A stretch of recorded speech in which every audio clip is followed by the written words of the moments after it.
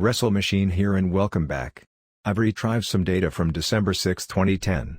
Please like and subscribe. Resistance is futile.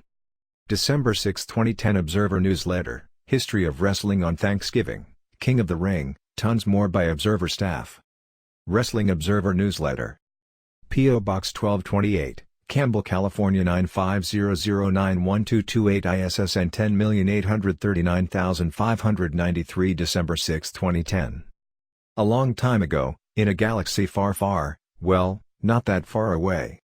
Starcade 83, don't miss your chance to be part of the sports event of a lifetime.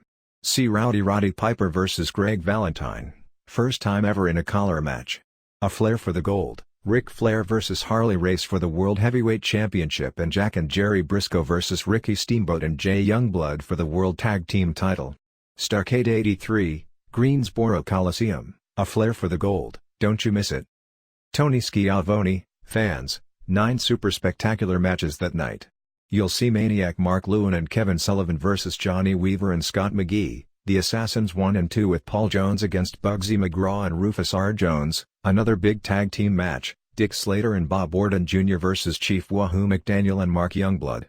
You'll also see Abdullah the Butcher there, against Carlos Colon. TV title against The Mask, Kabuki with Gary Hart against Charlie Brown from Out of Town.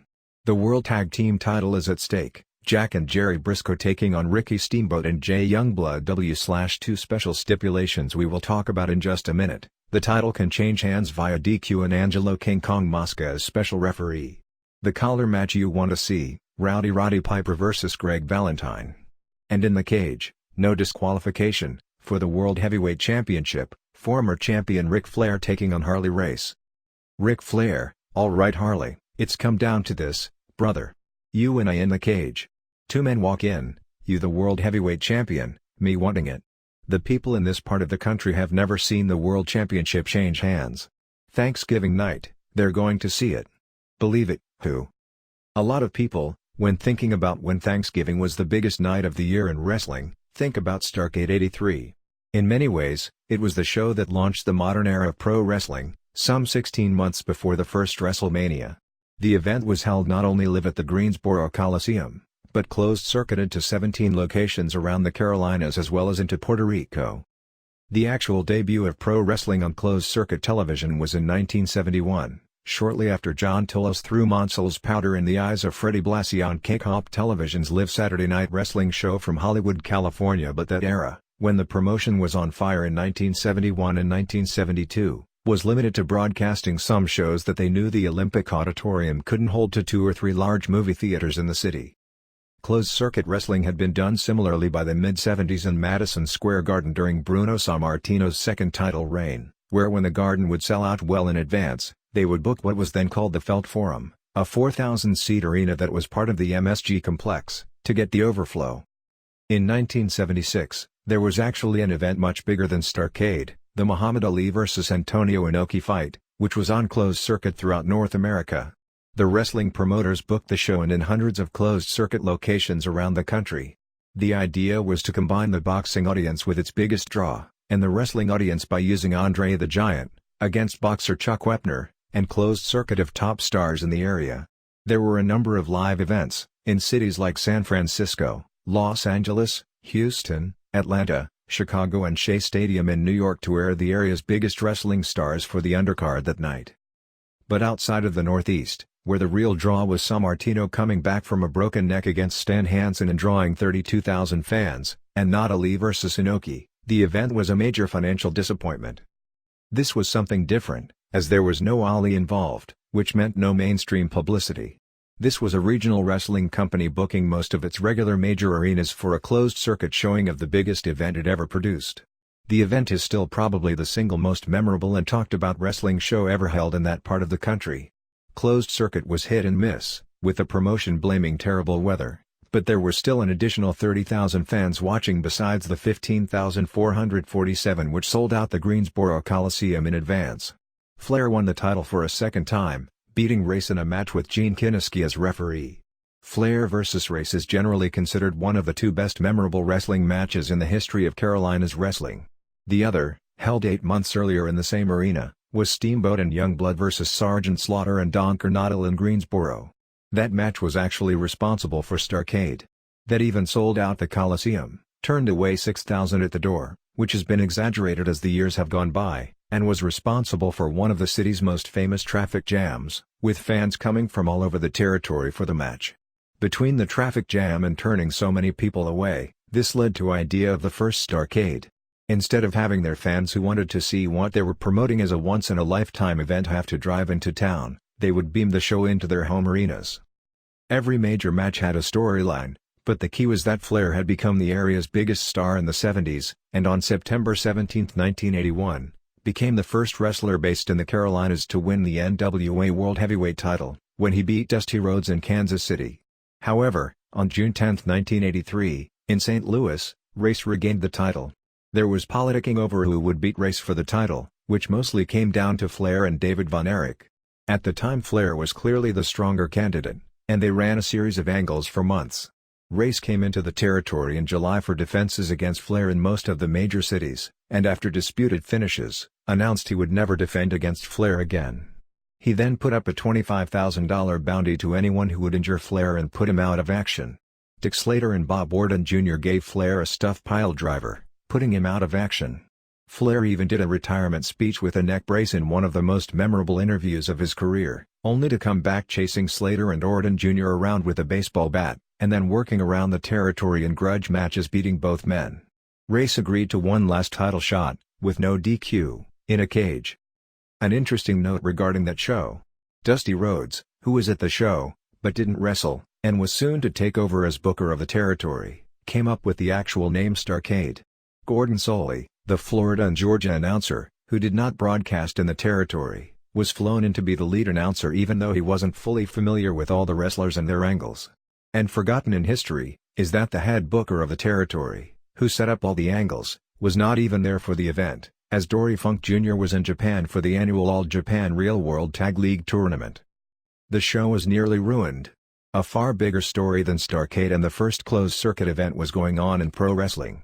Vince McMahon Jr., Vince McMahon Sr., and Jim Barnett, their director of operations at the time, all resigned from the NWA at its 1983 convention, as a prelude to the WWF's national expansion. They were attempting to sign every big star with the strategy that they take the top draws in the local areas, and buy the television time slots in the existing areas, and then run in those areas using the local stars and a crew of national stars. It didn't work out exactly like that everywhere, as many wrestlers liked who they worked for, including Flair, but that was the idea. McMahon Jr. had a secret meeting with Race right before Thanksgiving, offering him a big guarantee to bring what most fans believed to be the legitimate World Heavyweight title to WWF, where no doubt he'd drop it in a unification match with Hulk Hogan, who McMahon had just signed to be his flag bearer and was about to make champion. Race, who was part owner in a money-losing regional promotion in Kansas City, as well as a traditionally strong St. Louis promotion that had just started a decline, turned it down out of loyalties to the companies he owned, his partners, and the people who trusted him for so many years to hold the championship. Race claimed he told McMahon, while in a bathroom where the secret discussion was taking place, to look in the mirror. McMahon didn't understand where he was going, but Race said that every day when he wakes up, the first thing he has to do is look in the mirror. And if he signed that deal, he'd have no respect for the reflection for the rest of his life.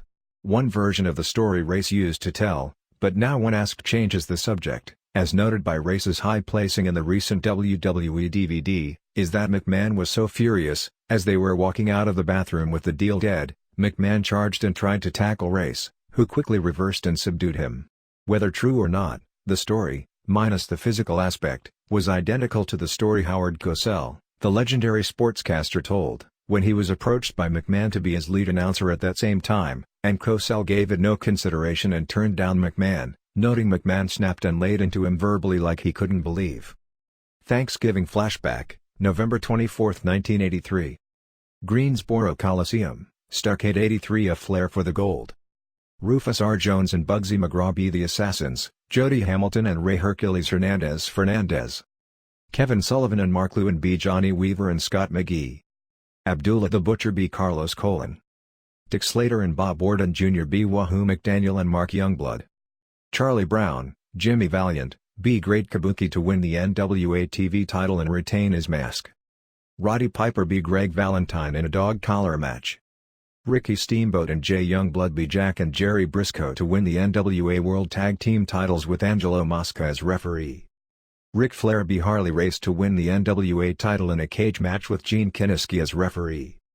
Attendance, 15,447 sellout. Closed circuit attendance, 30,000. Thanksgiving in most of the 80s meant some of the biggest wrestling shows of the year.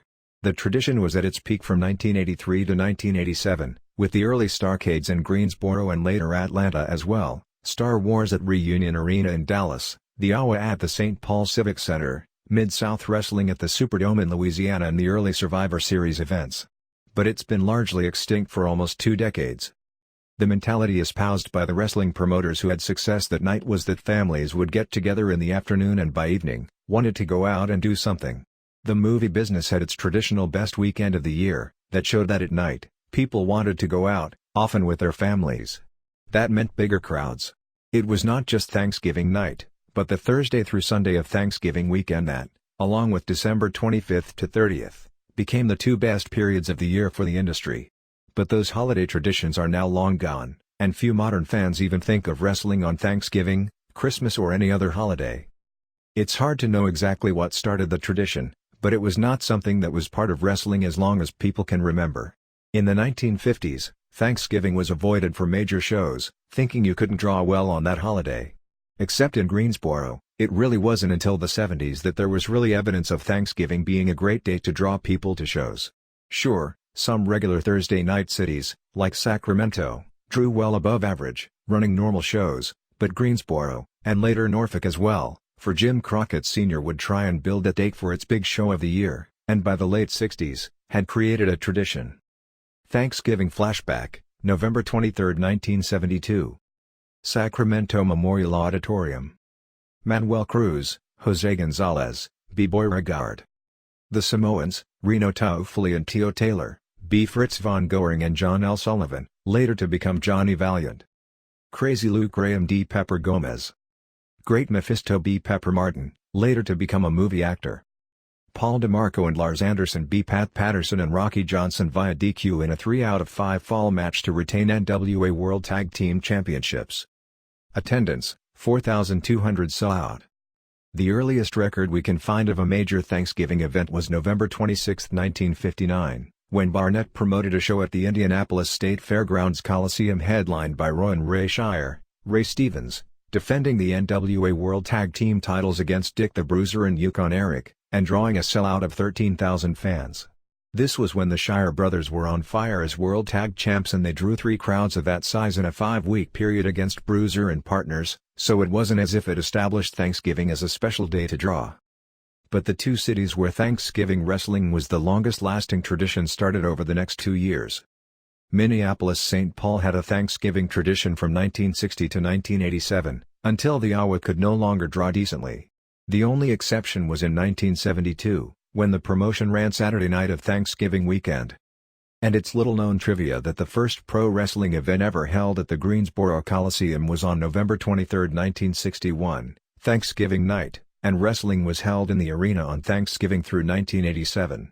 Unlike Minneapolis, where Thanksgiving was not really pushed as anything bigger than a usual show, it was Greensboro that had the biggest cultural Thanksgiving wrestling tradition of any city in the country.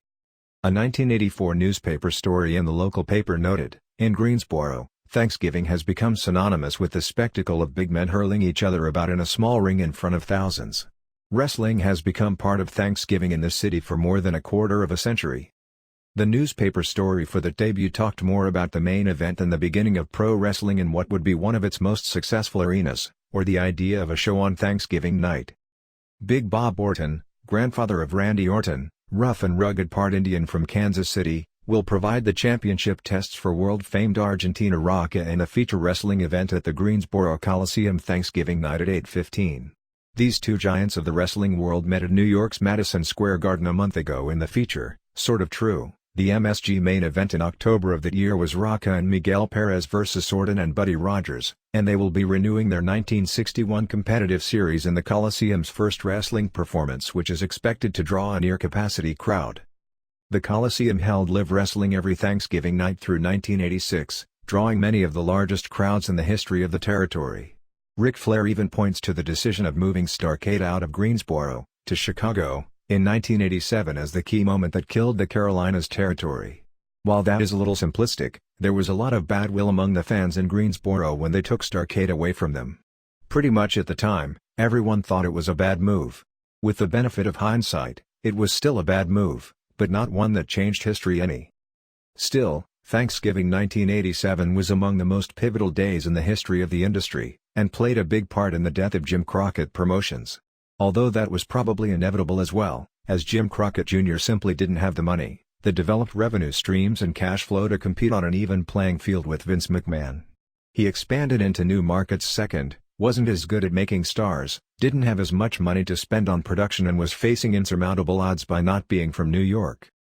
Crockett announced his company would do its first PPV event, the 5th Starrcade event, on November 26, 1987, called Chi-Town Heat, at the UIC Pavilion in Chicago.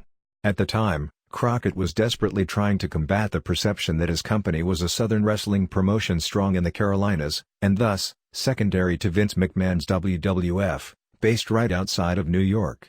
Moving the company offices from Charlotte to Dallas, and moving Starrcade from Greensboro and Atlanta, the prior 2 years were dual events closed-circuited with half the matches in each city, alternating back and forth, to Chicago was part of that strategy.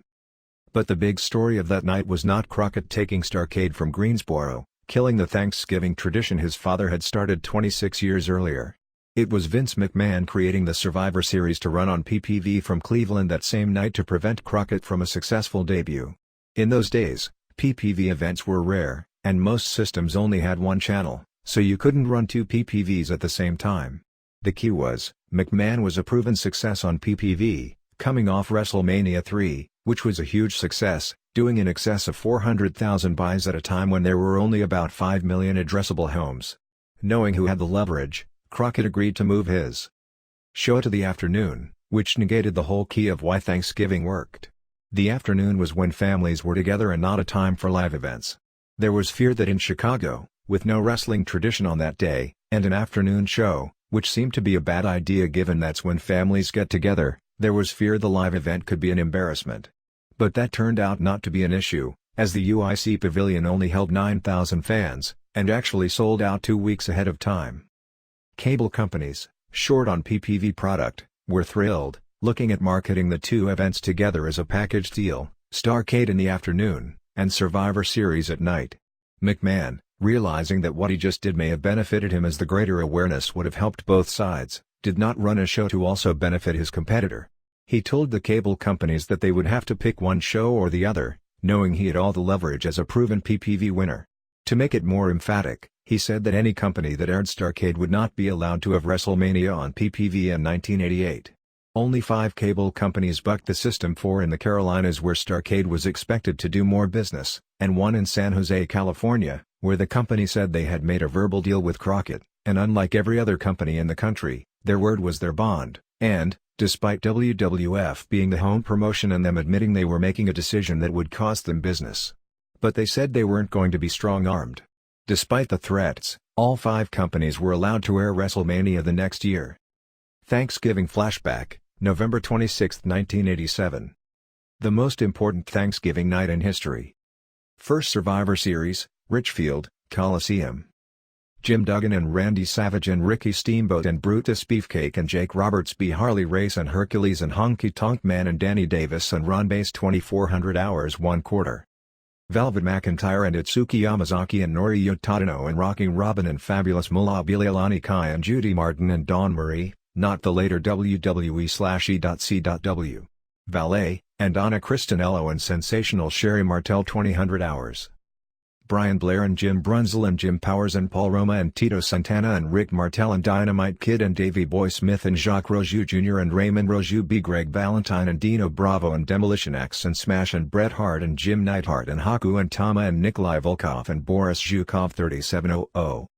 Andre the Giant and One Man Gang and King Kong Bundy and Butch Reed and Rick Rude B. Hulk Hogan and Bam Bam Bigelow and Paul Orndorff and Don Morocco and Ken Patera 2200 hours 3/4. Attendance, 21,000 sellout. PPV buys, 350,000.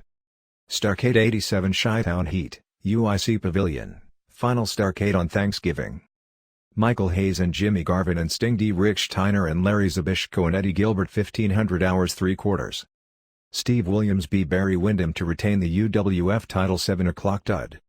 Ricky Morton and Robert Gibson B. Stan Lane and Bobby Eaton in a scaffold match 9:35. Nikita Koloff B. Terry Taylor to unify the NWA and UWF TV titles 18-20. Tully Blanchard and Arnold Anderson retained the NWA Tag Team titles losing via DQ to the Road Warriors 1400 hours half.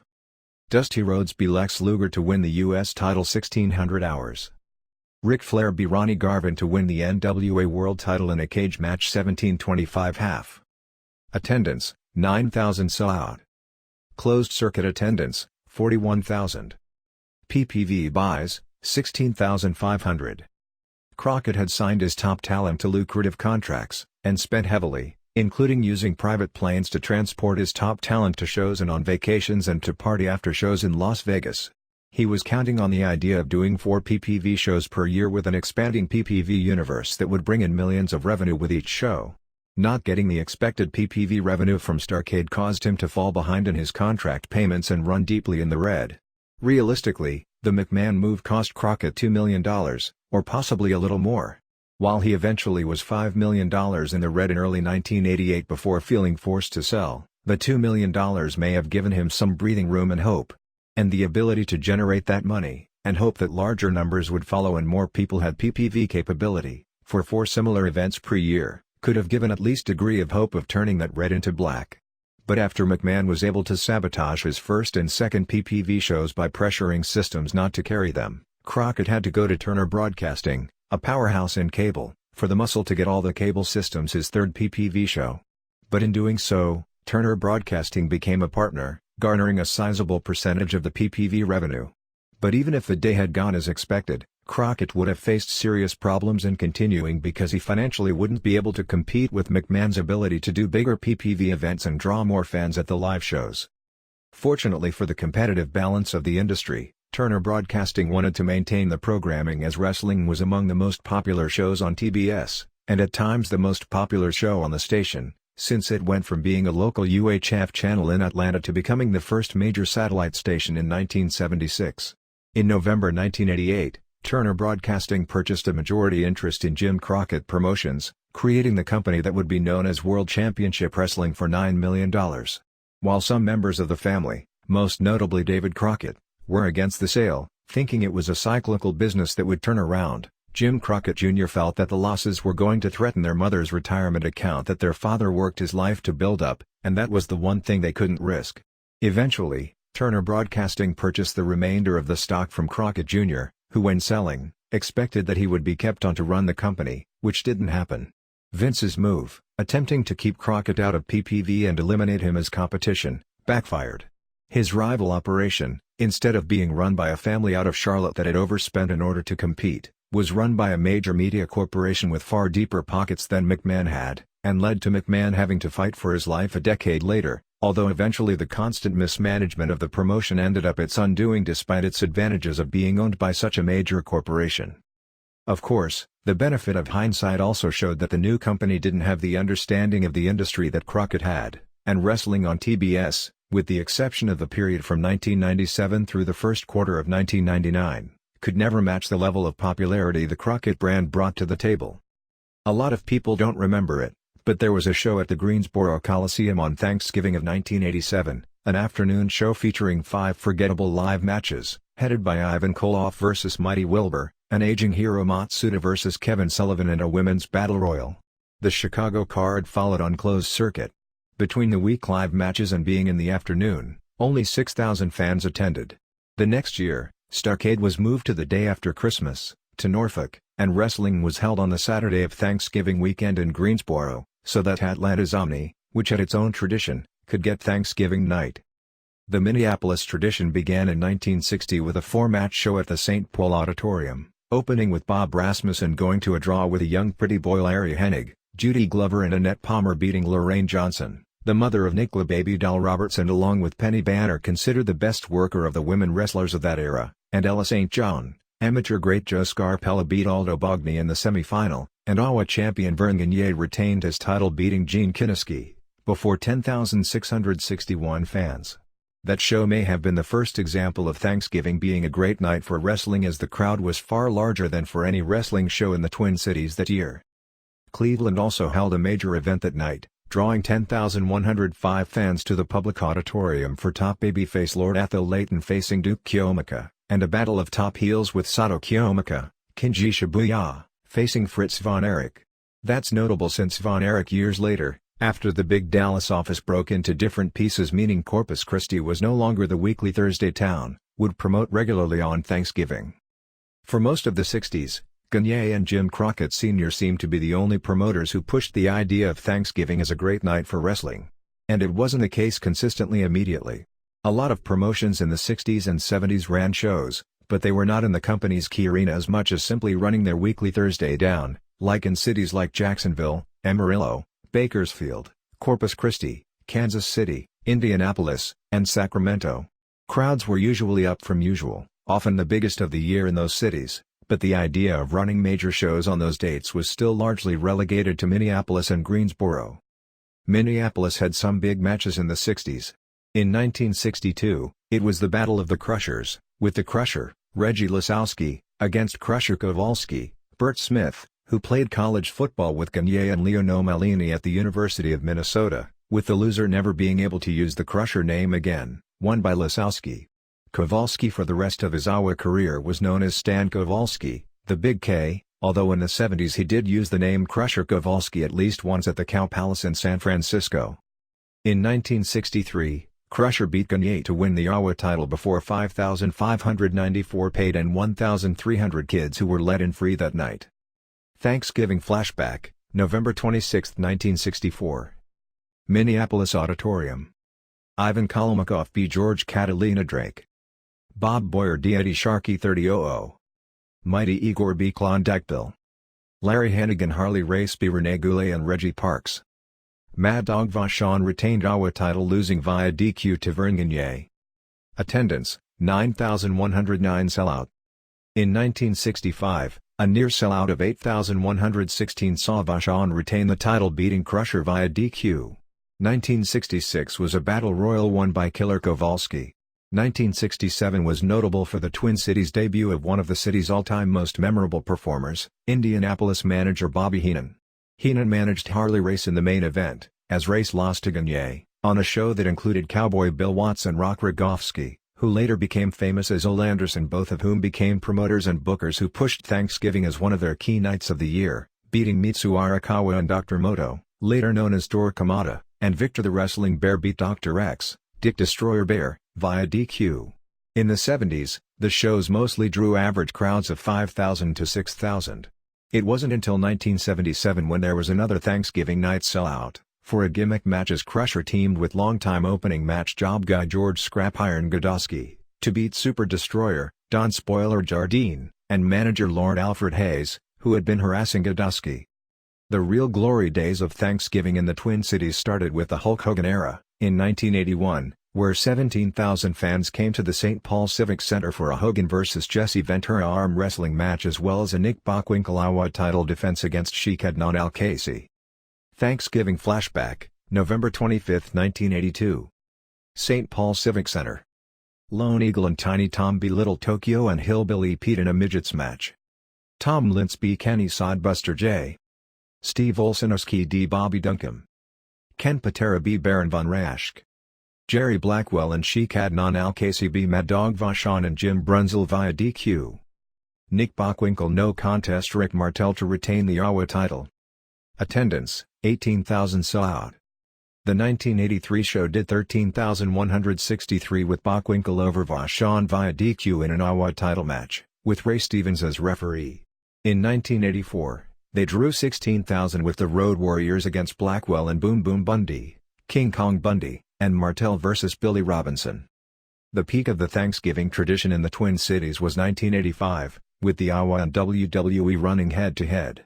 The Awa ran with the Road Warriors vs. Freebirds and a Battle Royal, drawing 14,300 fans to the St. Paul Civic Center. The same night, the WWF drew 15,000 to the Met Center in Minneapolis, with Hogan, managed by Mr. T, versus Randy Savage, managed on that night only by Heenan. But after 2 shows did nearly 30,000 fans the year before, by 1986, the Iowa was dead, as even on Thanksgiving they were down to 4,000 fans. Thanksgiving flashback, November 28, 1985. St. Paul Civic Center. Leon White, later to become Vader, D. Bill Irwin. Mongolian Stomper B. Kevin Kelly.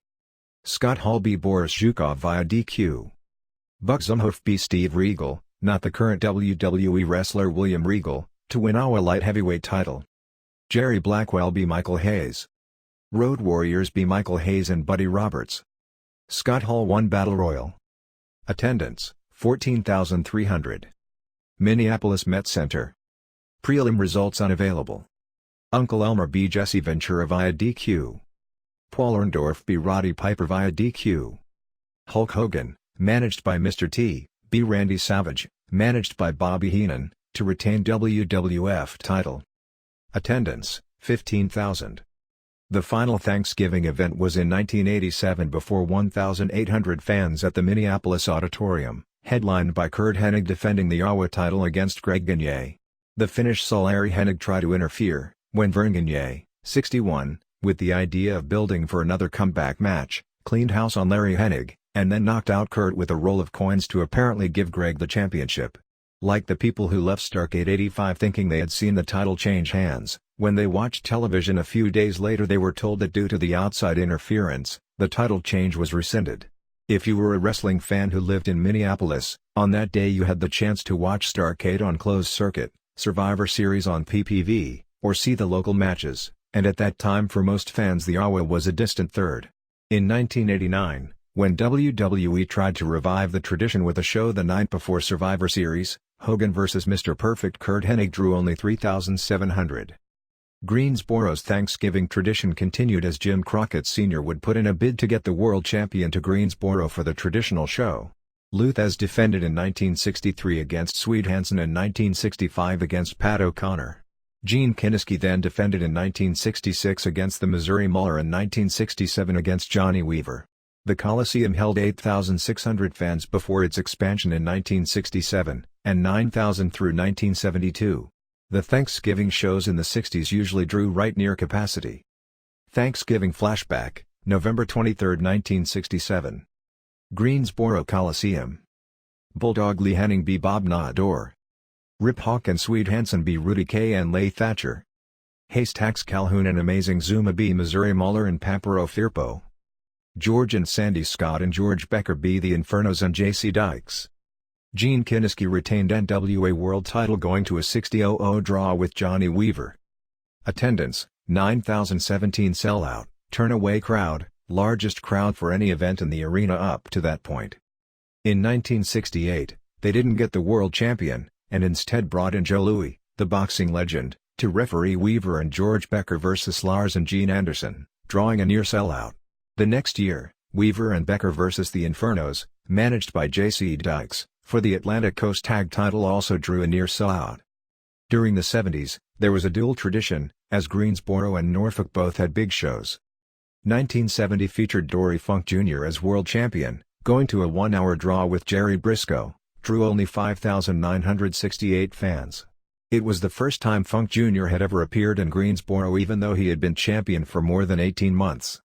In 1971, they debuted a cage match, with Weaver and Bobby Kay, of the famed Cormier wrestling family, and Argentina Apollo vs. Missouri Mauler and Brute Bernard and Art Nelson with Louis as referee, which drew a sellout of 9,000 fans. Interestingly, they had Funk Jr. in the territory, but booked him at the Norfolk Arena that night against Jerry Briscoe. In 1972, after the Coliseum was expanded to 13,000 seats, a match with Jack and Jerry Briscoe beating Dory Funk Jr. and Dory Funk Sr. in 2 of 3 falls set the territory's all-time attendance record, and also set the all-time attendance record for the arena for any event, and was the largest indoor sports crowd up to that point ever in the city, as well as the largest pro wrestling crowd in the history of the territory. To show how much things have changed, 9,500 of those tickets were sold the night of the show.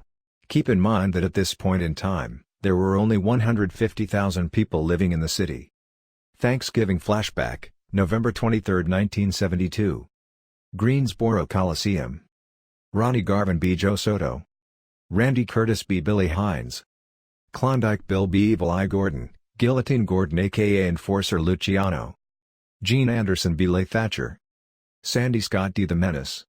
Freddie Sweeten and Mike Dubois, later to become Alexis Smirnoff, b. Jim Dillon, J.J. Dillon, and David Finley, David Crockett.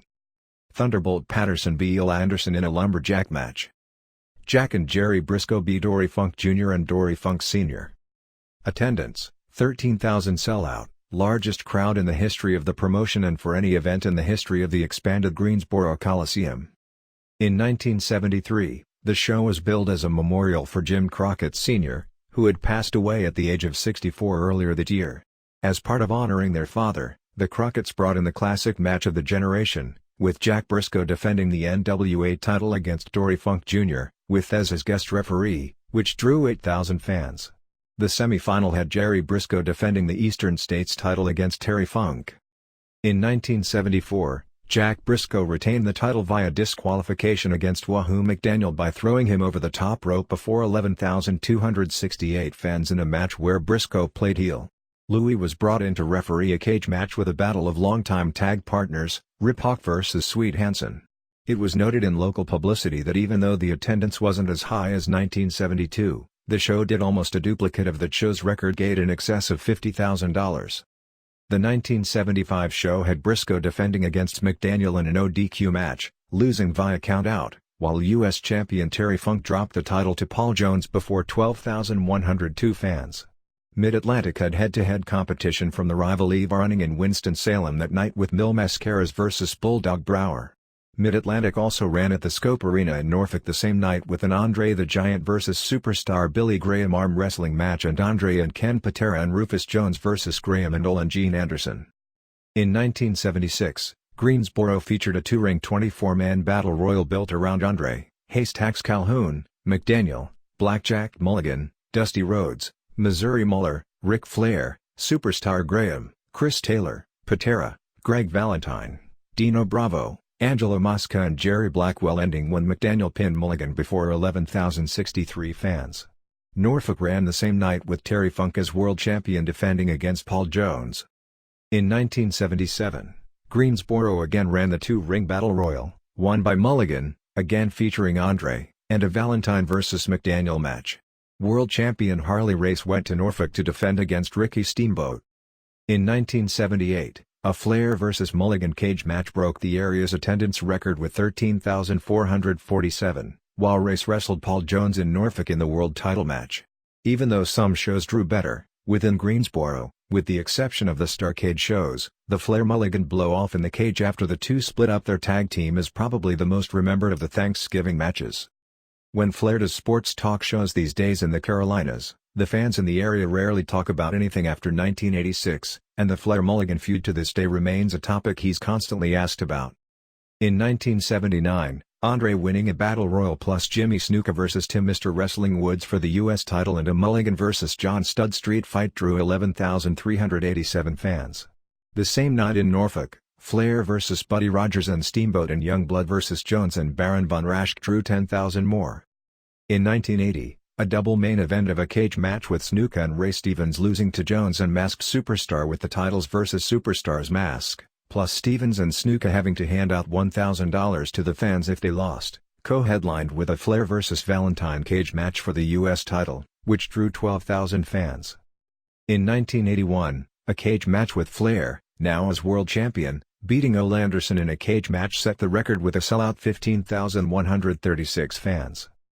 Thanksgiving flashback, November 25, 1982. Greensboro Coliseum, this time the Carolinas guy is the defending world champion against the outsider.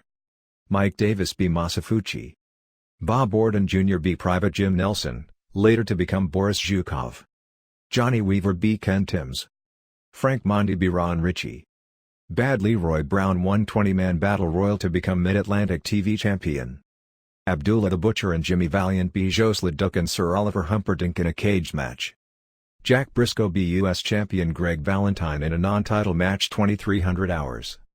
Ric Flair b. Roddy Piper via DQ to retain world title in 2400 hours. Attendance, 15,498 sellout. The second Starrcade, in 1984, was built around the $1 million challenge. Jim Crockett Jr. was shown going to the bank and withdrawing $1 million, with the idea the winner of Flair vs. Rhodes for the world title would get the money, and borrowing what his father did with Joe Louis, he brought in Joe Frazier as referee. The show drew an advanced sellout of 15,821 live and another 26,000 on closed circuit around the territory, ending when Frazier stopped the match because Rhodes was bleeding. The idea was to build to a Rhodes vs. Frazier match, but that never materialized. Things got even bigger in 1985. Crockett Jr. that year had bought the TBS time slot contract from Vince McMahon for a real $1 million, as opposed to the money Flair got. Atlanta's Omni by that point had its own long Thanksgiving tradition, so the idea was Starrcade 85, The Gathering, with half the show in Greensboro and the other half in Atlanta. This was the first Thanksgiving event promoted on a national basis, as the first two Starrcades were really just promoted within the territory. Rhodes pinned Flair in the main event to apparently win the title, and people left the arena believing they had seen a title change. However, on television that Saturday, it was announced that due to outside interference coming before Rhodes pinned Flair, that the correct result should have been a DQ, and Flair retaining. This led to a lucrative series of rematches throughout the U.S. That show was also notable for the Magnum TA vs. Tully Blanchard I Quit match, one of the most famous I Quit matches in history and a match recently voted on an Observer Online poll as the greatest Thanksgiving match of all time. Thanksgiving Flashback, November 28, 1985. Starrcade 85 The Gathering. Greensboro Coliseum. Don Coronado b. Tommy Lane. Denny Brown b. Rocky King to retain NWA Junior Heavyweight title. Crusher Khrushchev, Barry Darsow/Demolition Smash, b. Sam Houston to win vacant Mid-Atlantic title. Ron Bass b. Black Bart in a bull rope match. J.J. Dillon b. Ron Bass in a bull rope match. Buddy Landell b. Terry Taylor to win National Heavyweight title. Magnum TA b. Tully Blanchard in an I Quit match to win U.S. title. Ricky Morton and Robert Gibson b. Ivan and Nikita Koloff to win NWA World Tag Team title. Attendance, 16,000 sellout. Atlanta Omni. Thunderfoot, Joel Deaton, b. Italian Stallion. Pez Wiley b. Mike Graham. Manny Fernandez b. Abdullah the Butcher in a strap match. Jimmy Valiant and Miss Atlanta Lively, Ron Garvin in drag, b. Dennis Condrey and Bobby Eaton in a street fight. Superstar Billy Graham b. the Barbarian via DQ in an arm wrestling match. Oland Arnold Anderson b. Wahoo McDaniel and Billy Jack Haynes. Ric Flair retained NWA World title losing via DQ to Dusty Rhodes. Attendance, 14,000. Closed circuit attendance, 31,000. In 1986, the Night of the Skywalkers, built around the Road Warriors vs. Midnight Express scaffold match, as well as Flair defending against Nikita Koloff and Rhodes vs. Tully Blanchard in a First Blood match, drew another sellout in Greensboro and the Annex of more than 19,000, plus 14,900 at the Omni and 29,000 more on closed circuit with a total gross of more than $1 million, the only non-WWF WWE show in that era to ever hit that mark when it comes to tickets sold. The tradition of wrestling on Thanksgiving in Greensboro had never been stronger. And nobody in the Coliseum that night could have had a clue that it would be the last time wrestling was held in that arena on Thanksgiving night. Thanksgiving Flashback, November 27, 1986. Starrcade 86, The Night of the Skywalkers / the Super Bowl of Wrestling. Greensboro Coliseum. Tim Horner and Nelson Royal b. Don and Rocky Coronado 7:30. Baron von Raschke, Hector Guerrero b. Shaska Wadley and the Barbarian 7:25 half. Wahoo McDaniel b. Rick Rude in an Indian strap match 9:05. Jimmy Valiant b. Paul Jones with Valiant's wife's hair up against Jones's hair 4:00 1/4. Tully Blanchard b. Dusty Rhodes to win the NWA TV title in a First Blood match 7:30 half. Ricky Morton and Robert Gibson b. Oland Arnold Anderson to retain the NWA World Tag Team titles in a cage match 20:20 1/4. Attendance, 16,000 sellout plus 3,500 closed circuit next door. Atlanta Omni. Brad Armstrong d. Jimmy Garvin 1,500 hours half. Ivan Koloff and Crusher Khrushchev b. Dutch Mantell and Bobby Jaggers to retain the U.S. Tag Team titles in a no DQ match 9:10 1/4. Sam Houston b. Bill Dundee via DQ to retain the Central States Heavyweight title 1/4. Big Bubba Rogers, Big Boss Man, b. Ronnie Garvin in a Louisville street fight 11:53 1/4.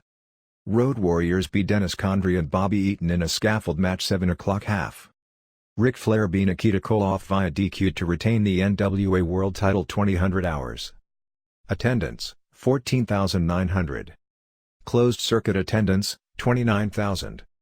They continued to run Thanksgiving weekend in Greensboro, and by 1990, with the show headlined by Ron Simmons pinning Ric Flair in a cage match, it was scheduled as Doom vs. Flair and Arnold Anderson for the tag titles in a cage. They were down to 700 people. Atlanta's Thanksgiving tradition at the Omni dated back to 1975. Even when business in the city was bad, the Thanksgiving show almost always drew well. Thanksgiving in Atlanta in that era included lighting of the Christmas tree lights downtown at sundown, which saw hundreds of thousands of people out. So people were already out, and Barnett would put on often his most loaded-up show of the year. For several years, Thanksgiving would feature a traditional tag team tournament, as they would always have some sort of controversy leading to the titles being vacated. Unlike the other cities, which would base their shows around one strong main event, Atlanta, like the later Starrcades, was about a complete loaded show. Thanksgiving Flashback, November 27, 1975. Atlanta Omni's first Thanksgiving show.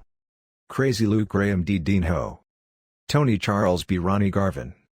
Jerry Briscoe and Bob Backlund b. Dick Slater and Bob Orton Jr. Lonnie Moondog Mayne b. Chief Bold Eagle. Chief J. Strongbow b. Brute Bernard. Ernie Led and Bobo Brazil b. Harley Race and Ox Baker. The Spoiler, Don Jardine, managed by Gary Hart, b. Mr. Wrestling 2 in a mask vs. title match to win the Georgia Heavyweight title. Abdullah the Butcher b. The Sheik, managed by Eddie Creechman, in a cage match with no referee. Attendance, 13,000. In 1976, Olin Gene Anderson beating Mr. Wrestling 1 and 2 to retain the NWA tag titles, plus the Sheik over Mighty Igor via countout and Thunderbolt Patterson over Georgia champ Dick Slater via countout drew 11,300. In 1977, with Tony Atlas over Abdullah the Butcher, Ernie Led and Thunderbolt Patterson over the Sheik and Pac Song and Dick Slater and Mr. Wrestling 2 over Stan Hansen and Ole Anderson, they drew 11,000. In 1978, the first of the traditional Thanksgiving tag team tournaments drew a sellout of 16,500. Thanksgiving Flashback, November 23, 1978. Atlanta Omni, the first tag team tournament. Rick Martel and Tommy Rich b. The Islanders, of Flansika on Hawaii. The Assassin, Jody Hamilton, and the Superstar, Bill Eadie, B. Bugsy McGraw and Rufus R. Jones via DQ. Jack and Jerry Briscoe b. Pac Song and Angelo King Kong Mosca. Dory Funk Jr. and Terry Funk b. Haystacks Calhoun and Klondike Bill. Ernie Led and Stan Hansen b. Mr. Wrestling I, Tim Woods, and Mr. Wrestling 2, Johnny Walker. Dory Funk Jr. and Terry Funk b. Rick Martel and Tommy Rich. Jack and Jerry Briscoe b. The Assassin and the Superstar. Dusty Rhodes and Dick Slater b. Ernie Ladd and Stan Hansen. Dory Funk Jr. and Terry Funk b. Dusty Rhodes and Dick Slater. Thunderbolt Patterson b. Ole Anderson. Dory Funk Jr. and Terry Funk b. Jack and Jerry Briscoe to win the Georgia Tag Team Championship. Attendance, 16,500 sellout. The second tag team tournament in 1979 drew 12,000, which also included Rich over Bobby Heenan in a loser leaves town match, a lights-out match with babyface Ole Anderson and Thunderbolt Patterson beating Ladd and mystery partner, Anderson's former tag partner Ivan Koloff, and Mr. Wrestling 2 no contest with a fake Mr. Wrestling 2. Austin Idol and Superstar beat the Briscoes in the finals of the tag team tournament, which also featured Hansen and McDaniel, Atlas and Ray Candy, Ox Baker and Killer Khan and Rhodes and Wrestling 2. In 1980, they drew another sellout of 16,000 plus, with Race going to a no contest with Atlas and the Free Bird team of Terry Gordy and Buddy Roberts winning the tournament, beating Robert Fuller and Plowboy Frazier. Other teams included Ifa and Sika, Ole, and Gene Anderson, Idol and Kevin Sullivan, Jack and Jerry Briscoe and Terry Taylor and Steve Kieran. They also pushed a women's lib match which was unique for its time, as Joyce Grable and Judy Martin, the World Women's Tag Team Champions, demanded to be in the tournament. They worked an interesting, believable match with the babyface team of Steve Olszewski and Jerry Roberts, Jacques Rougeau Jr., where the faces were cautious, didn't attack, got slapped around, but quickly came back to win. In 1981, the talent went way down, drawing 10,000 with Bob and Brad Armstrong over Mr. Saito and Mr. Fuji and Superstar winning the national title in a Texas death match over Rich. The tournament was loaded with no-shows of major advertised teams, included three of pro wrestling's most legendary duos, Ole and Gene Anderson, Jack and Jerry Briscoe and Pat Patterson, scheduled to team with most famous partner Ray Stevens, who instead teamed with Scott Irwin.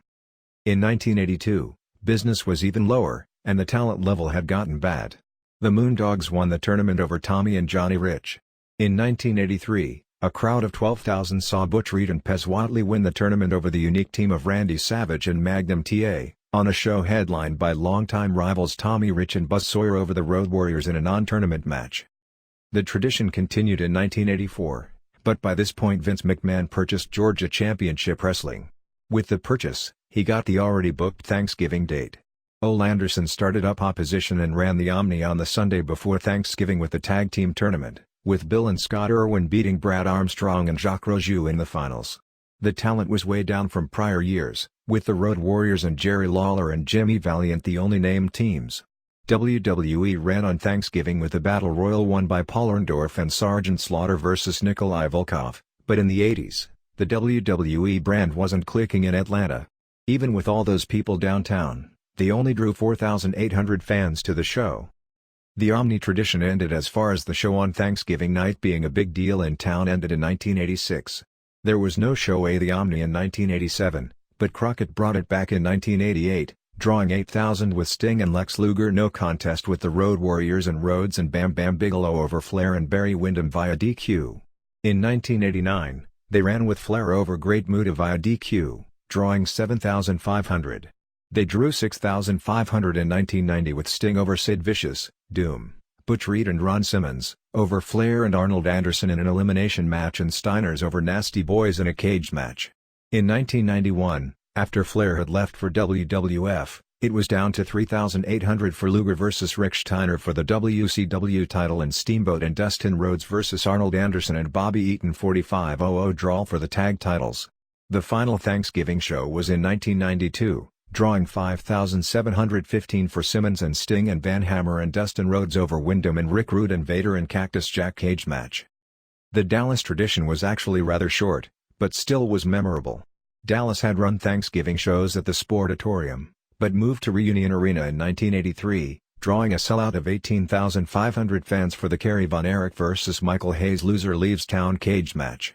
In one of the most heated matches I ever saw live, a short match with a great finish including Buddy Roberts on the top of the cage, and Fritz Von Erich shaking the cage, causing Roberts to crotch himself, and Fritz slamming the cage door on Hayes' head, as retribution for the angle that started the Freebirds vs. Von Erich's feud when Terry Gordy slammed the cage door on Kerry Von Erich's head when Von Erich was facing Ric Flair in a world title match. Hayes did end up returning in late January, with the storyline that the Freebirds had cheated to win the World Six-Man Tag Team titles in Atlanta over the Von Erichs. No such match took place, and the Von Erichs, in order to get a rematch for the titles in Texas, had to let Hayes return. What made this hard in Dallas is that the world champion was always in the Carolinas, and that meant they had to run a major show without a world title match on top. Thanksgiving flashback, November 24, 1983. Dallas Reunion Arena. Johnny Mantell and Mike Reed and Jose Eleuterio B. Borisirkov, later to become Zhukov, and Black Gordman and Tonga John, later to become the Barbarian. The Missing Link, Dewey Robertson, B. Buddy Roberts. Kevin Von Erich B. Terry Gordy. David Von Erich B. Kimala via DQ to retain the Texas title. Mike Von Erich, Dallas area debut, billed as first pro match but actually he had debuted a week earlier in San Antonio, B. Skander Akbar. Super Destroyers, Bill and Scott Irwin, retained American Tag Team titles going to a double disqualification with Junkyard Dog and Iceman King Parsons. Chris Adams, managed by Sunshine, B. Jimmy Garvin, managed by Precious, to win the American Heavyweight title. Kerry Von Erich B. Michael Hayes in a Loser Leaves Town cage match. Attendance, 18,500 sellout, thousands turned away. In 1984, they drew 15,325 with Chris Adams over Kevin Von Erich and Terry Gordy over Killer Khan in a death match with Kerry Von Erich as referee. In 1985, they drew 12,000 with Gino Hernandez and Adams over Kevin and Kerry in a cage match to win the American Tag titles. In 1986, they were down to 6,000 for Fritz Von Erich, at the age of 57, beating Abdullah the Butcher via DQ. In 1987, before 7,000, Kerry Von Erich beat Al Perez the last time they ran a major Thanksgiving event. New Orleans ran Thanksgiving shows in the early 70s at the St. Bernard Civic Center, but it wasn't any kind of a big deal. But when Bill Watts opened up the Superdome, they started the holiday tradition there. Watts was part owner of the Georgia office, so was well aware of how it was always successful in Atlanta, and also worked for Gagne in the 60s and appeared on some of the Minneapolis Thanksgiving events. Thanksgiving was tough for Watts, because his quarterly Superdome shows used both the local crew and brought in the biggest names from around the country to make the events seem special. But on Thanksgiving, it was very difficult to get the top outside talent, particularly when Starrcade and the world-class shows came around, plus with All Japan and New Japan both running their tag team tournaments at that time of the year, that also removed a lot of the biggest stars from the equation. The first Superdome Thanksgiving show was in 1980, drawing 18,000 fans with Ladd over Orndorff in a lights-out match, the Grappler over Killer Carl Cox to keep the North American title, Junkyard Dog and Bill Watts over Ladd and Leroy Brown and Dusty Rhodes over Ivan Koloff. Thanksgiving Flashback, November 26, 1981. New Orleans Superdome. Terry Orndorff b. Don Serrano. Jerry Novak b. Tony Charles. Ed Wiskoski, later Colonel De Beers, b. Jimmy Garvin. Frank Monty and Barbie Doll b. Rick Ferrara and Diamond Lil, mixed male and midget woman teams. Iron Sheik b. King Cobra. Ernie Led b. Kerry Von Erich via Countout. Dusty Rhodes b. Great Kabuki. Ted DiBiase b. Bob Roop to retain the North American title 2300 hours. Junkyard Dog and Mike George b. Paul Orndorff and Bob Orton Jr. to retain the Mid-South Tag Team titles 4600. Attendance, 18,000. The 1982 show drew 15,000 as Stagger Lee, who was Jet under a mask, beat DiBiase to win the North American title. They didn't even run in 1983, going the week before Thanksgiving because of so much top talent working Dallas and Greensboro, and were down to 8,000 fans with Jet over Butch Reed, Rhodes No Contest Volkov, Road Warriors over Wrestling 2 and Magnum TA and David Von Erich over Kimala via Countout. The 1984 show drew 14,000 with Rock and Roll Express over Midnight Express in a scaffold match and Magnum over Ernie Ladd via DQ in a North American title match. In 1985 they drew about 10,000 for a closed circuit of Starrcade.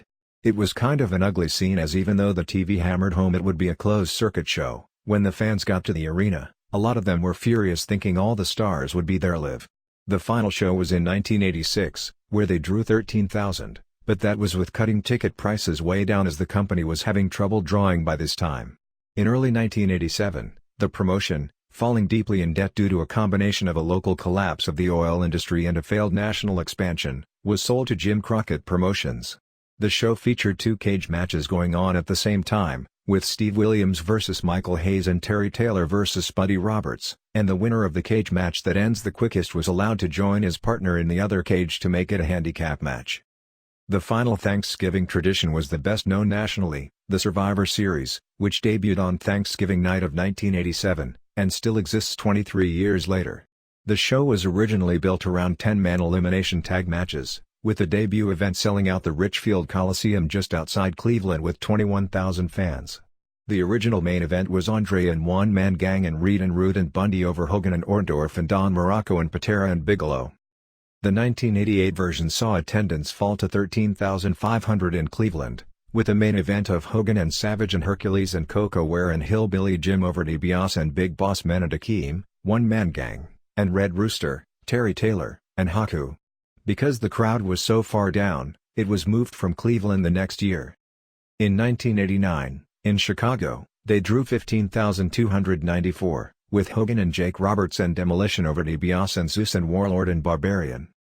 Thanksgiving Flashback, November 22, 1990. Hartford Civic Center, Survivor Series, The Final Curtain. Ultimate Warrior and Legion of Doom, Road Warriors, and Kerry Von Erich b. Mr. Perfect, Kurt Hennig, and Demolition, Axe and Smash and Crush, 14-19 half. Ted DiBiase and The Undertaker, WWE Big Show debut, and Greg Valentine and Honky Tonk Man b. Dusty Rhodes and Coco B. Ware and Bret Hart and Jim Neidhart 13-59 half. Rick Martel and The Warlord and Paul Roma and Hercules B. Jake Roberts and Jimmy Snuka and Shawn Michaels and Marty Jannetty 1806 1/4. Hulk Hogan and Jim Duggan and Tugboat, Fred Ottman, and Big Boss Man b. Earthquake, John Tenta, and Dino Bravo and Haku and the Barbarian 1450. Nikolai Volkov and Tito Santana and the Bushwhackers, Luke Williams and Butch Miller, B. Sergeant Slaughter and Boris Zhukov and Pat Tanaka and Akio Sato 1037. Hulk Hogan and Ultimate Warrior and Tito Santana, all surviving baby faces from previous elimination matches. B. Ted DiBiase and Rick Martel and Hercules and Paul Roma and Warlord, all surviving heels from previous elimination matches. 908 half. Attendance, 13,000. PPV buys, 380,000. The last true major Thanksgiving show was in 1990, at the Hartford Civic Center. The WWE Survivor Series drew 13,000 paid, 2,000 shy of capacity, and $216,000. The main event of Hogan and Warrior and Tito Santana won a 3-on-5 handicap match over DiBiase and Martel and Warlord and Hercules and Paul Roma in just 9:08, winning 5 falls to 1, in a battle of the survivors of a series of elimination matches underneath, was anticlimactic and a poor main event overall, and the last time they did a show with that format. The show drew what at the time was considered disappointing numbers on pay-per-view, leading to the mentality that Thanksgiving was a good night to get people to go out and see live matches or go to the movies, but it wasn't a great night to get them to stay home and watch on television.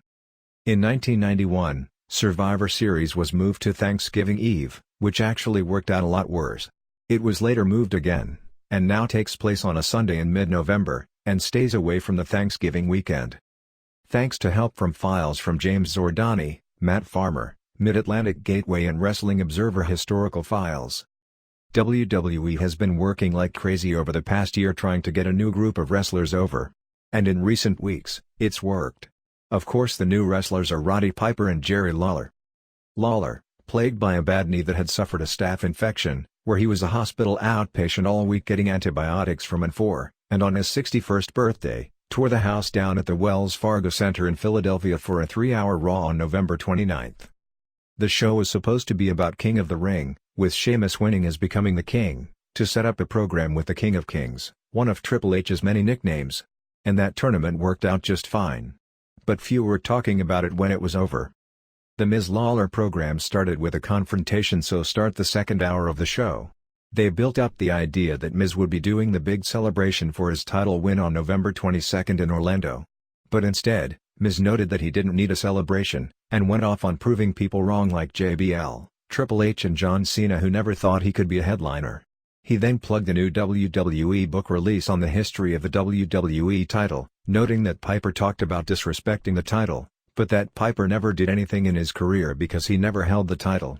He then brought up that Ricky Steamboat also never held the title.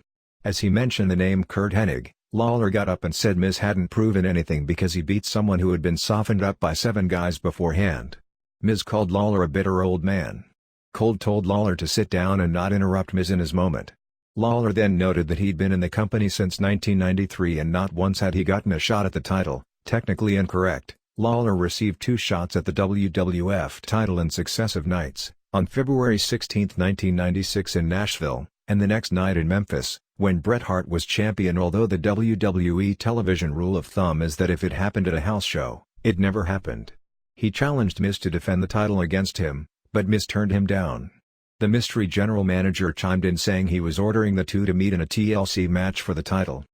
Lawler was tremendous in this segment and really showed the difference between Miz, a good talker who has worked hard to be a main eventer, and a guy with the instincts of how to make an angle work due to 40 years of experience in doing so. Lawler was shown warming up backstage, when Arnold Anderson noted that it was a TLC match, which was dangerous, and nobody would think any less of him for backing out. Lawler noted that he had never been in a TLC match, but he also had never got a title match. They also put together a video package on Lawler, showing lots of clips from Memphis, including the appearance with Andy Kaufman on David Letterman in 1982. It was pointed out constantly it was Lawler's birthday. They mentioned he debuted in 1970, which is true, and also exposed, even though nobody was allowed to mention his age, that he was in his 60s. He was not in shape, likely due to the infection. He really didn't do much in the match, although he still took bumps and the crowd was into his punches. Miz took all the dangerous bumps, and Lawler's knee was bothering him enough that he didn't even do his trademark fist drops. But the crowd heat was tremendous. Lawler connected in a way that you see very few people able to do.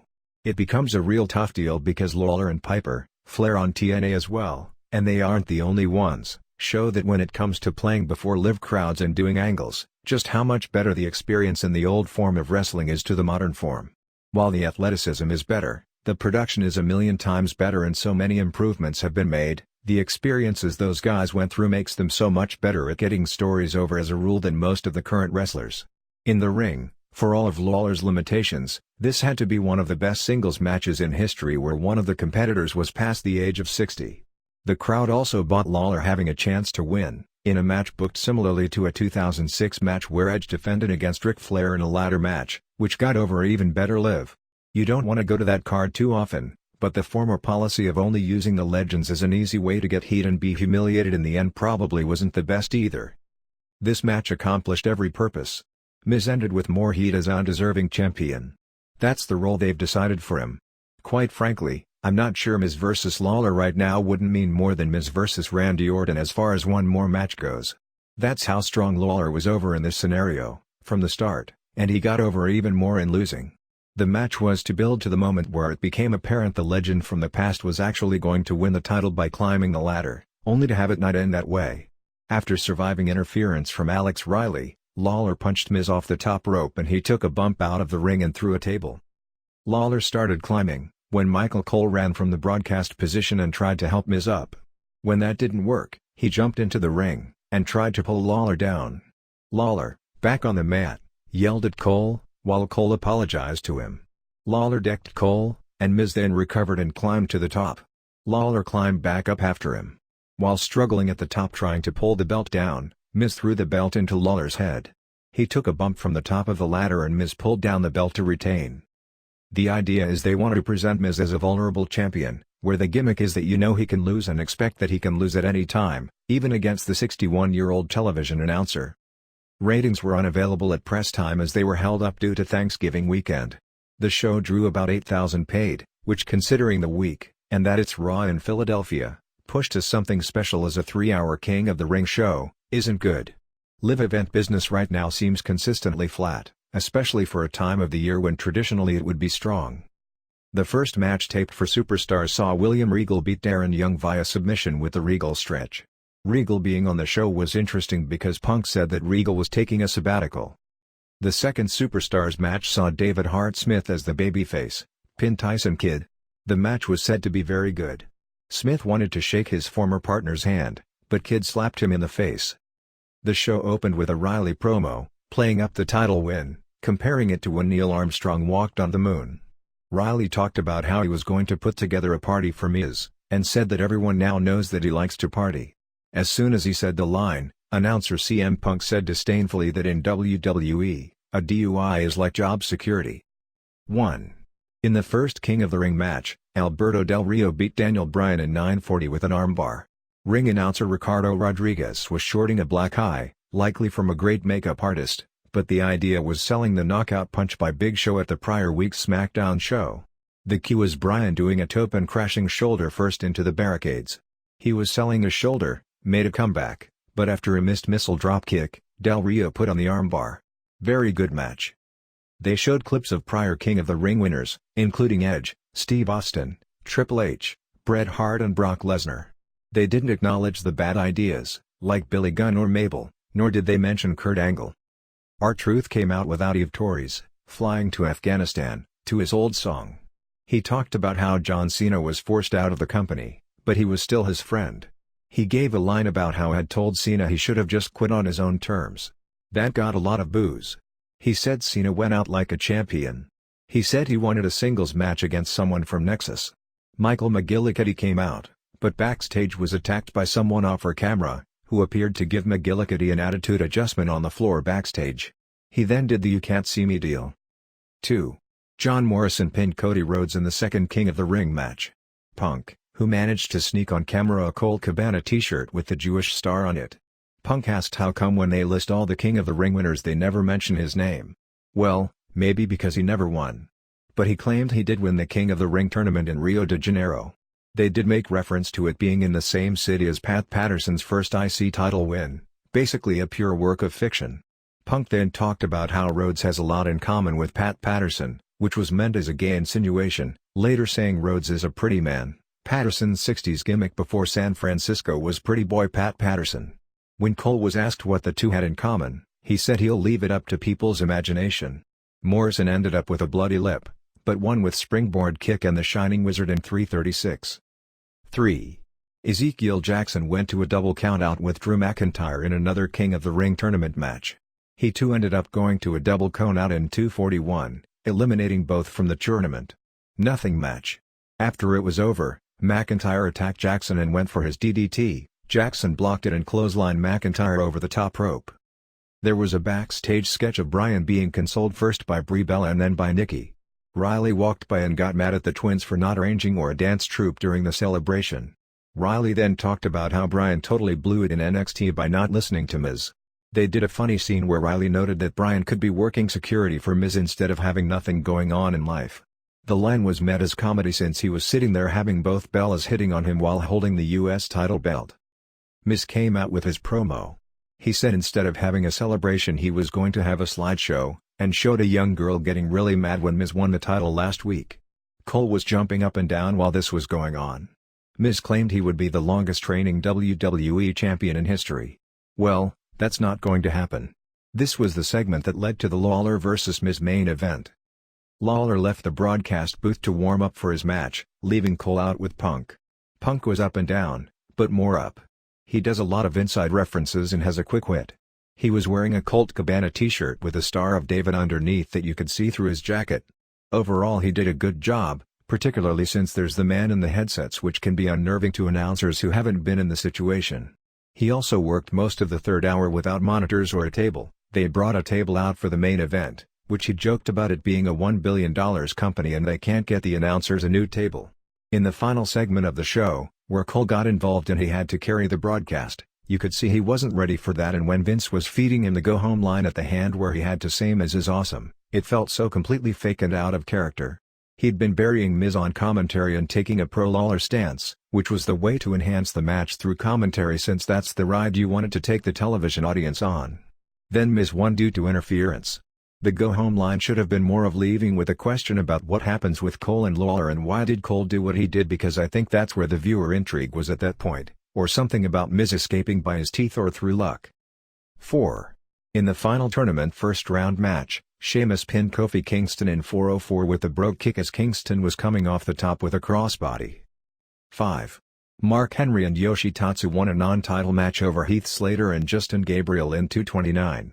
The match was a backdrop for John Cena, coming out to the ring area. That distracted Slater, who Henry then pinned with the world's strongest slam. Cena was holding a ton of tickets as he walked down the aisle to a ringside seat right in front of the hard camera.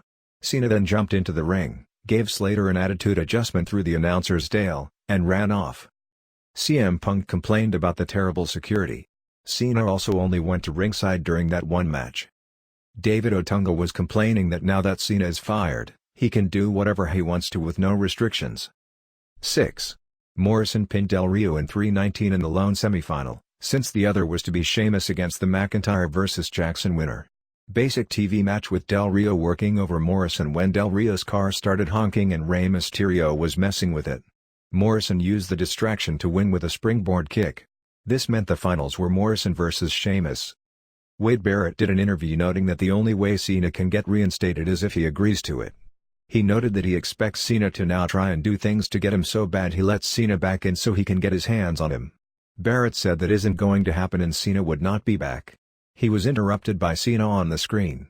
Barrett told security to kick him out of the arena as he had no business being there since he was fired. Cena then said how on the first night in, Nexus beat up the security staff so they aren't going to be very quick to throw Cena out. Otunga, Gabriel and Harris came to where Cena was in the parking lot. Before they made their move on him, a bunch of Raw undercard guys, including Henry, Jackson, Smith, Tatsu, Young and several others stopped as Cena threw Gabriel through a car windshield, which broke. He then gave him an attitude adjustment on a car hood. Gabriel ended up with his feet crashing into the windshield and shattering it. I don't think this was gimmicked, and Gabriel's head going through that window wasn't the safest idea because when you work with glass, you never know how it'll break. The feet through the windshield is at least safer because at least you're not risking glass breaking in the eye, and the visual of the beaten-up car looked good. Cena said he was going to take out Nexus one by one. Later in the show they had Harris and Otunga walking together, both worried, figuring that means they are next. I think that big speech last week was so silly given Cena being back this week. But they were in Philadelphia, and if there's ever a city where Cena is going to be booed, Philadelphia was it? And he wasn't at all. Granted, his walking down the aisle in a throwaway television match was an easy guaranteed pop, plus he put a guy through a table and then after that, as far as appearing before the live crowd, they got him out of there so he was only out for 2 minutes. The brawl was a no-brainer. On television, they never talked about Juan Cena, the Mexican cousin. In all the television and radio advertising this week for upcoming Raw dates, they still advertise John Cena. On the website, where you have fans into the storylines, they do the Juan Cena for the house shows, with a purple mask and the same outfit. 7. Gail Kim and Natalya and Melina beat Maurice and Alicia Fox and Tamina in 3:32. The match was more a backdrop for the Marella/Tamina angle. Marella came out playing a guitar and singing, "I Think We're Alone Now," and walked to the ring. Tamina ditched the match and left with him at that point. Natalya then quickly finished Fox with the sharpshooter. Punk was funny as he always refers to Maurice as Maurice, emphasizing it. Next was the Lawler video package, with some WWE clips but a ton of old Memphis clips from his prime years. This package did a tremendous job of making the main event seem even bigger. While there are extremely few wrestlers who you could tell that kind of a video story with, and you can't go to the same card over and over or it'll get stale, it really made me wonder why they don't do this to build at least some of their PPV matches and give them an aura of being important. That's one of the big weaknesses right now in selling those shows is they don't make the main events feel like big deals. Not only did they show the Andy Kaufman clips, but also the finish of his AWA title win over Kurt Hennig. They did mention Lawler had held the AWA title, but pushed over and over the storyline that he had never gotten a shot at the WWF title. In a weird vignette, Ted DiBiase was shown staring at a belt. It was one of those replica belts they sell. Maurice came in and started browbeating him about playing with a toy when he should be out there winning a championship. DiBiase came back yelling at her, which got the crowd behind DiBiase. He told her to shut up and left. They had Sheamus and Morrison out together for a promo talking about the King of the Ring final. A funny story that is being told is that allegedly when they were running down the names who were previous winners, concentrating on Austin, Triple H, Edge, Lesnar, Bret Hart winning twice and mentioned Don Morocco as the first winner. Harley Race, who won the second tournament, but whose name I don't think was mentioned once, but certainly was not mentioned as part of the list of superstars who had won it, supposedly texted Michael Cole about the omission. In its early years, King of the Ring was a local gimmick for the Boston market because they had booked a stadium show at the football stadium in Foxborough on July 8, 1985, and needed an idea for something to draw a larger-than-usual crowd. Eddie Andelman, a local sports talk host who was involved with the promotion of the first show, has always taken credit for the idea. Eventually, when the second Foxborough Stadium show in 1986 didn't draw as well, it was moved to the Providence Civic Center for events in 1988, 1989 and 1991 before being dropped and revived in 1993 when they added a fifth PPV to the schedule. For years, when WWE did its history, those pre-1993 shows were considered to have never taken place since they were never promoted or acknowledged outside of the Boston/Providence markets. Until the expansion, it was always the weakest drawing of the PPVs, and each year the tournament meant less and less. They continued it through 2002, but the tournament was a Final Four and the show was promoted most of the time around a non-tournament main event. Since 2002, this is only the third time they've done a tournament. It was revived because the SmackDown creative team was looking for an idea to boost ratings one year, which led to the King Booker gimmick, in 2006. This year's tournament, like the one in 2008, was simply because they had a 3-hour Raw and needed an idea for it. That tournament, won by William Regal, was widely considered a disappointment because all the matches were rushed. 8. Sheamus pinned John Morrison in 12:03 to win the King of the Ring tournament. Rima Fakey, the current Miss USA and guest host of the show, who only appeared before the live crowd at this point, was the guest ring announcer. They talked her up as a wrestling fan who had attended WrestleMania the year it was at Ford Field in Detroit. In fact, people had noted she was sitting right behind the announcers, and there are clips of her on that show in the front row. So that wasn't a made-up story. The story of the match was Morrison had 2 matches and Sheamus had 1, so Sheamus was fresher. Plus Delawario had put the armbar on Morrison right as Mysterio distracted Sheamus. Morrison was selling that his left shoulder was injured. Unfortunately, Bryan did the same thing in his match earlier in the show. It was your basic mid-card babyface going in with a handicap against a higher-ranked heel match. The heel would dominate due to the injury, but the face would get his gutsy comeback spots. Crowd was into it and it worked well, particularly since Morrison did beat Sheamus on the PPV, so people believed in his comebacks. Morrison landed a desperation high kick, and then went for Starship Pain, but Sheamus got his knees up. Sheamus then landed the brogue kick and the high cross, Razor's Edge, for the pin. They had a minor coronation ceremony where Fakey was out there and he got his crown, robe and scepter while sitting in the king chair and told a story about growing up in Ireland and kings and such, yelling "Long live the king." This is to build the Triple H return. 9. The Miz beat Jerry Lawler in a TLC match to retain the WWE title in 11:50. Even though it was cashed in, apparently the gimmick is that Alex Riley still comes out with the briefcase, so that will probably be used as a manager gimmick in this title run. Lawler delivered 4 chair shots to Miz's back. Riley clotheslined Lawler to stop his momentum. But Lawler came back shortly after and punched Riley off the apron and he fell through a table that had been set up. Miz suplexed Lawler on a chair. You had the usual climbing spots, but none of the crazy ladder bumps you normally would have in a match like this. I didn't get the idea the crowd was expecting them. What was great about this was it was about winning the title and not about stunt spots with ladders and tables, and it was more they were worked into the match because they were there as opposed to being the focal point of the match. Miz was on the middle rope when Lawler punched him off and he flew backward to the floor and through the table, which set up the cool interference finish. Miz recovered and the match ended with both climbing the ladder and fighting over the belt, throwing punches, and Miz managed to throw the swinging title belt into Lawler's head, knocking him off the ladder and winning. The show ended with a cliffhanger regarding the future of the Lawler and Cole announce team. At least as far as anyone knew the next day, Lawler and Cole and Punk were going to be announcing next week and they would be working on some sort of a storyline to have it make sense, like Cole has a lawyer getting an injunction against Lawler touching him. Ignacio Jimenez, who wrestled as a headliner on Mexican independent shows as El Hijo del Cien Caras, was found shot to death on November 28 inside a Honda CR-V, along with a woman he was traveling with, Adela Luna, 45. Jimenez was 32, born February 24, 1978, in Guadalajara. Initial police reports indicate both were shot twice each, once in the head and once in the neck, at close range. The belief was the killer came up to their vehicle when they were parked in front of a house, said nothing, and started firing. Paramedics were called, but were unable to revive either person. Police believe the killer was connected to one or both of the victims and knew exactly where they would be ahead of time. The shooting took place in a nice part of the city. It is believed that there were 2 gunmen, one of whom was romantically linked to Luna before she hooked up with Jimenez, and that is believed to have been the motive. Although he wrestled as the son of Cien Caras, Carmelo Reyes, Jimenez was not related to Reyes. Often big-name wrestlers in Mexico allow wrestlers who aren't family members to use the gimmicks they made famous in exchange for a price, whether it be a renter's fee or a percentage of their bookings, and it was believed his deal with Cien Caras was based on paying Caras a percentage of his earnings.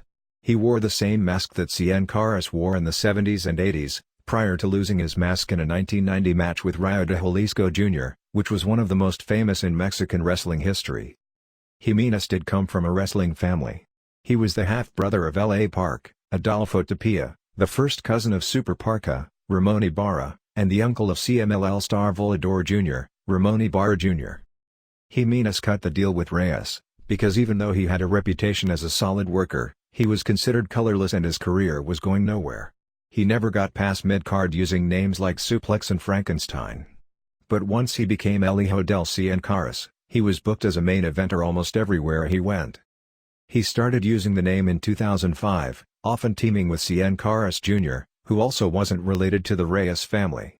Of late, he teamed with Mascara Año 2000 Jr., also not related to the Reyes family, and they held the IWRG Intercontinental Tag Team titles until losing them on November 14 to Pirata Morgan and one of Morgan's legitimate sons. Kantaro Hoshino, one of the most underrated performers in modern wrestling history, passed away on November 25 in a Tokyo hospital due to pneumonia at the age of 67 after being in bad health for nearly 2 years after a stroke. Hoshino worked in the wrestling industry from 1961 to 2008, as a wrestler, promoter and a manager, and was an undercard regular for New Japan Pro Wrestling for more than 2 decades. Because of his size, at only 5'4", his role was mostly to put over the bigger-named foreigners, but he was a spotlight performer during the original heyday of Japanese junior heavyweight wrestling, as a frequent tag team partner of first, Tatsumi Fujinami, and later the original Tiger Mask, Satoru Sayama, as well as Jushin Liger.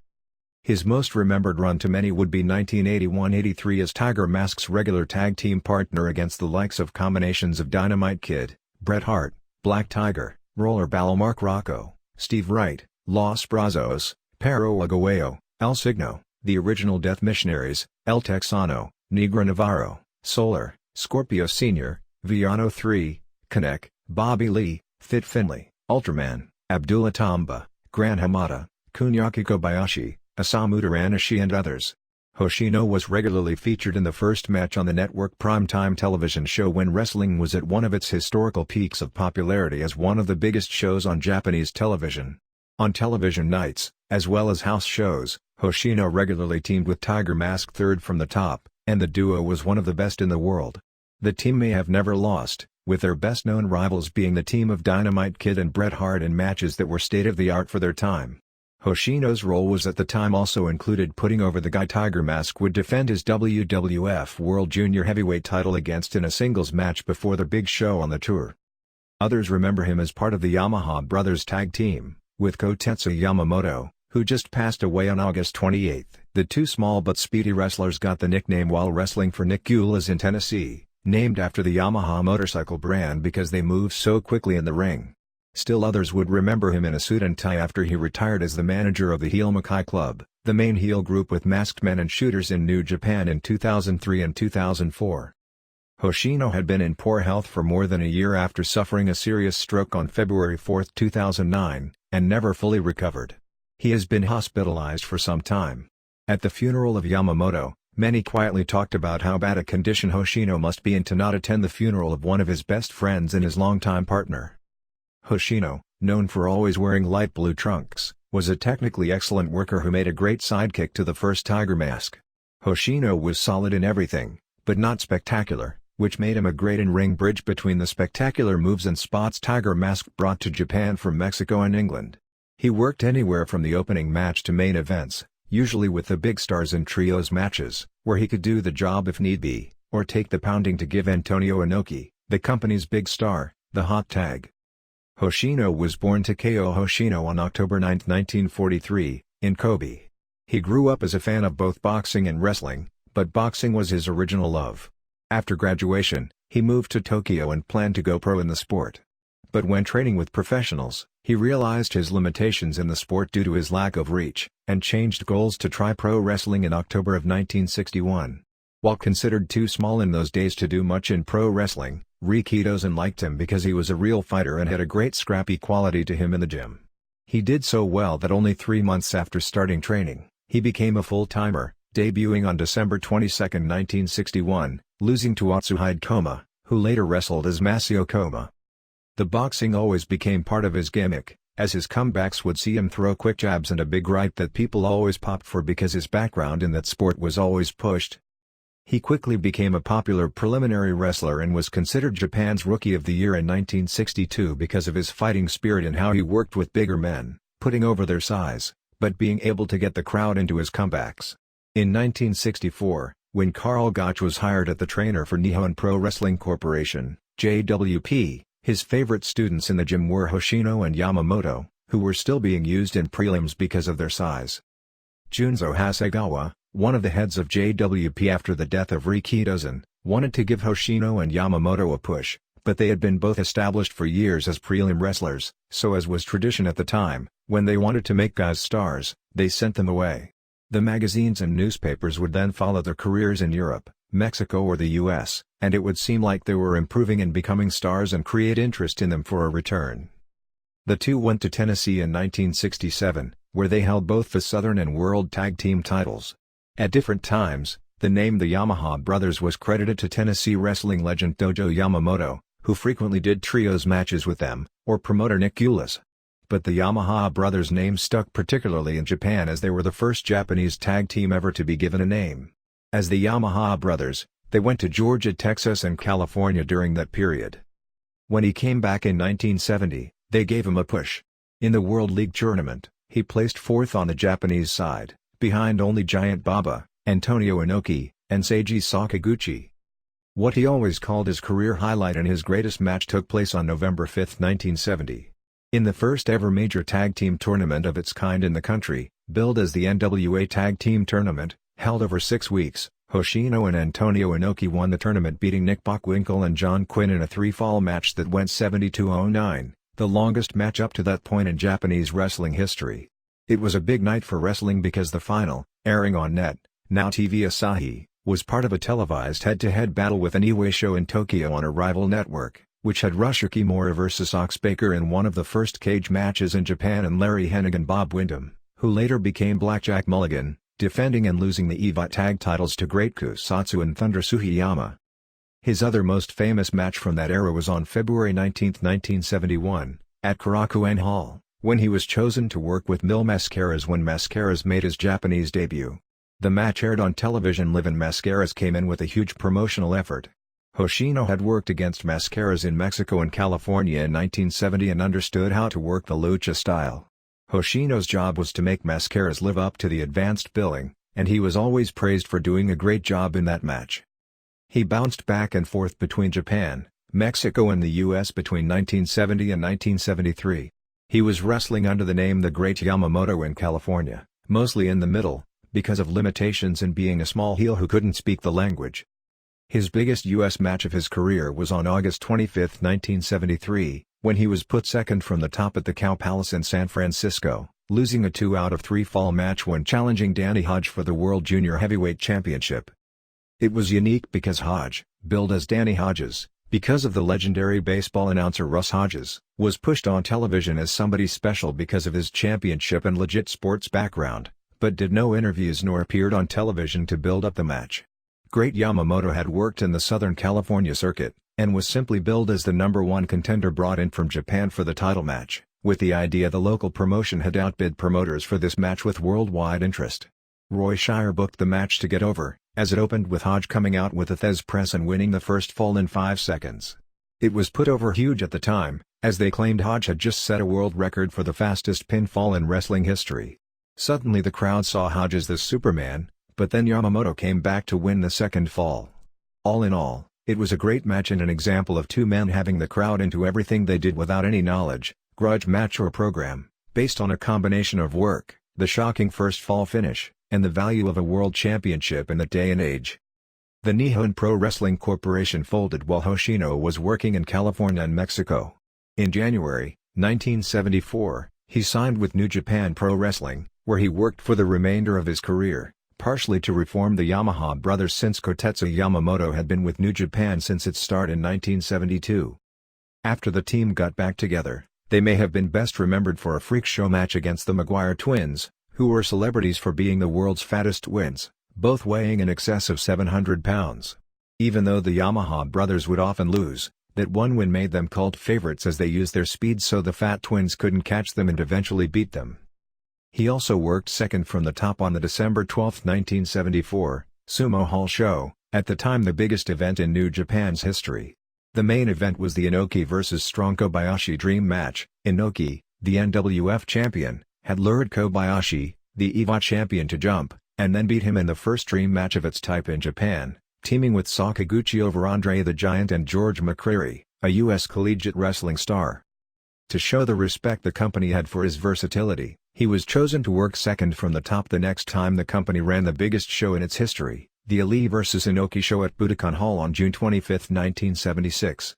The deal there is with all the worldwide media present, they wanted a show where every match looked like a total shoot so they wouldn't write negatively about Ali vs. Inoki being part of a fake wrestling show.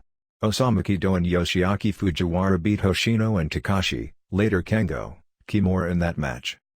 Hoshino and Yamamoto were used as featured stars in 1979 during a New Japan vs. Inoue promotional feud. On January 21, 1979, at Korakuen Hall, the Yamaha brothers beat Animal Hamaguchi, now best known as the coach of the Japanese national women's wrestling team and for his daughter being a multi-time world champion, and Kusatsu to win the EVA World Tag Team titles. They lost the titles on a New Japan show on February 23, 1979, in Chiba, to Hamaguchi and Kusatsu. He remained a solid undercard worker throughout the 80s, although was usually in prelims and almost never featured on the major shows. By the 90s, he gained a rise in popularity because he was respected for being 50 years old, remaining in great shape, although he was no longer working regularly. When he did work, he was still keeping up with and outworking the younger wrestlers. He retired on February 19, 1995, match at Sumo Hall in Tokyo against Osamu Kido. He promoted New Japan events in the Kobe area after retirement, and was brought back in late 2002 as a heel manager, and on occasion, wrestled. His stable included the Masked Makai Club No. 1 and No. 2, Tadao Yasuda, Ryushi Yanagisawa, the New Great Muta and even Joni Laurer. His final match was on December 22, 2008, at the age of 65, winning a street fight with Geto, where he was widely praised for still being in shape and being able to go.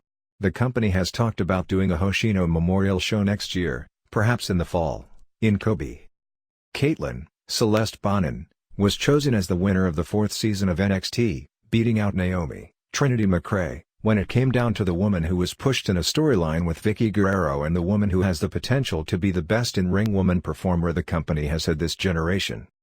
It was widely expected in a popularity contest that this wouldn't be close, both because of Caitlin being featured and focused on more prominently, and because her look is closer to what the audience is used to for a WWE woman: blonde hair, pretty face, huge implants. Bonin, 23, and a former fitness competitor who placed in several national contests pre-implants, as well as post-implants. She had only a month of wrestling training when starting on the show and was understandably awful in the ring. She has been working as a bartender in Houston before someone in the company saw her photos and signed her up. Before being signed, she was planning on going into competition women's bodybuilding, which is the division where the women take all sorts of drugs and look like guys in bikinis. It was announced that Caitlin now will get a title match against any champion of her choosing on a PPV.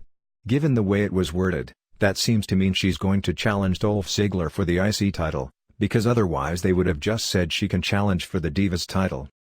Before the decision was announced, we were told that the decision was immaterial, because both women were going to be kept and pushed in different ways. They like Bonin as a personality, but her in-ring is going to take a lot of time.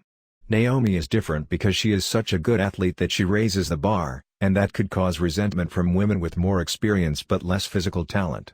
Women with more experience but less physical talent. Women with more experience but less physical talent. Women with more experience but less physical talent. Women with more experience but less physical talent. Women with more experience but less physical talent. Women with more experience but less physical talent. Women with more experience but less physical talent. Women with more experience but less physical talent. Women with more experience but less physical talent. Women with